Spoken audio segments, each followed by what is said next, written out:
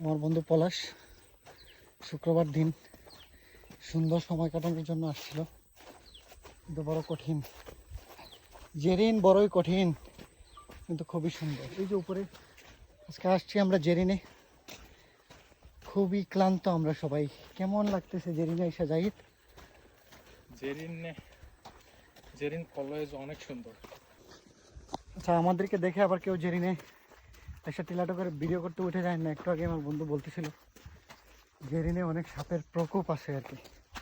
তুই কি কখনো সাপ দেখতে পাইছিস জেরিনে এসে?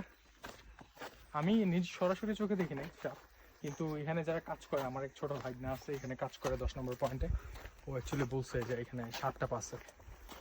সো এখানে কি কি সাপ থাকতে পারে? বেশি যদি হয় তাহলে পদ্ম কুকুরা থাকতে পারে, মনোপ্লেট কোবরা যেটা আমরা বলি, ওটা থাকতে পারে। এটা কামড় দিলে কি মানুষ মারা যায়? এটাতে হেমোটক্সিন বিষ আছে, সো একদম হাফ আওয়ারের ভিতরে এটা মরে যাবে মানুষ কামড় দিলে। যাক, যারাই আসেন খুব সাবধানে ভিডিও টিডিও করলে।